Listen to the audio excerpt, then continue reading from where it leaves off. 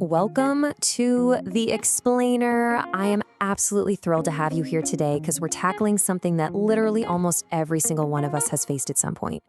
Picture this, you're sitting in a really tense meeting, maybe you're around a huge boardroom table or just staring at a grid on a Zoom call, and that one difficult office colleague decides to turn up the heat. You know the exact type. They push your buttons, they cross the line, and suddenly, boom, your heart rate spikes. The real challenge here is how do you maintain your professional distance when someone is actively trying to get under your skin? Well, today, we're breaking down the architecture of unshakable boundaries and showing you exactly how to protect your peace at work. Okay, let's dive right into this. To a manipulator, a lack of reaction is a system error. I want you to start thinking of workplace manipulators not just as annoying people, but as malicious hackers, right? Just like a hacker tries to breach a computer network to steal data or cause a bunch of chaos, a manipulative colleague is basically trying to hack into your internal emotional system.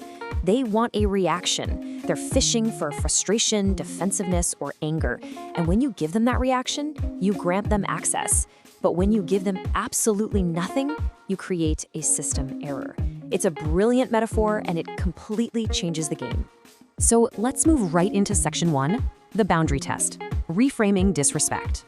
This completely shifts our mindset. You know, we normally think of disrespect as this deeply ingrained character flaw in the other person. We say, oh, they're just a rude person.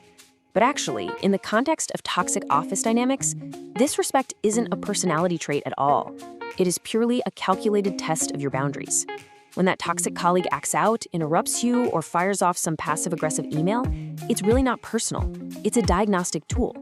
They're sending out a little radar ping to find out exactly where your fences are, how weak the wood is, and whether you left the gate unlocked. They just want to know what they can get away with. Let's look at how they do it in section 2, the manipulator's toolkit, boundary testing tools. So the absolutely crucial point here is knowing the specific weapons they bring into that tense meeting. First up, we have the calculated silence. Have you ever pitched an idea and instead of responding, the person just stares at you? They just let this awful, awkward pause stretch out? They're doing that to make you nervous so you'll keep talking and literally negotiate against yourself. Second, we have the favor trap. You've probably seen this, those tiny, seemingly harmless little requests that slowly builds this pattern of compliance until, wait a minute, you're suddenly doing their entire job for them. And third, the name command. This happens when they use your first name really sharply or repeatedly in a single sentence, just to assert dominance and put you right on the defensive. Guys, these are not accidents. These are highly specific, engineered methods used to prod your boundaries and force you into making an emotional reaction. Now, what's really interesting about this slide is how we flip the script. Section 3, triggering a system error, blocking them out. Let's see how this builds a completely bulletproof professional persona for you.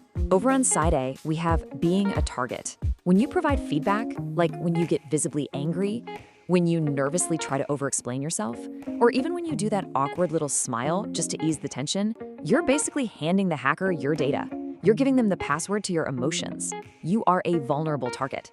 But look over at side B, being a mirror. When you adopt a completely blank slate, you become impenetrable. You don't absorb their attack at all. You just reflect their behavior right back at them with zero emotional data attached. You deny them the feedback they're craving, which absolutely secures your system. So how do we actually do this? Section 4, the blank slate checklist, a step-by-step strategy. All right, here is your step-by-step checklist for your next difficult office encounter. Step 1, recognize the loop. When that uncomfortable silence hits or the name command drops, you need to identify it in real time. Tell yourself, okay, this is a boundary test. Now, step 2, maintain a blank slate. This is where you have to mentally shift gears. You need a flat, neutral expression. No anger, no smile, just a blank slate. And finally, step 3, become a mirror. Deny them the feedback, because remember, to a manipulator, a lack of reaction is a system error. They can't hack a system that doesn't provide feedback. You aren't a target anymore. You're a mirror. Bringing it all together now in section 5, cutting the strings. Take your power back. So here's the core truth. Disrespect isn't a personality trait of the other person. It's a test of your boundaries. The calculated silence, the favor trap, the name command. These are just tools to show them where those boundaries are. Once you can see these loops, you can't be a victim of them ever again. Can you see the strings now? Knowing how the game is played is the only way to make sure you're not just a pawn. Drop a comment with which one of these you've seen being used in your own life. I read every single one. Thank you so much for joining me for this explainer. The next time you step into a tense meeting, ask yourself, are you going to be a target or are you going to be the mirror that breaks their system?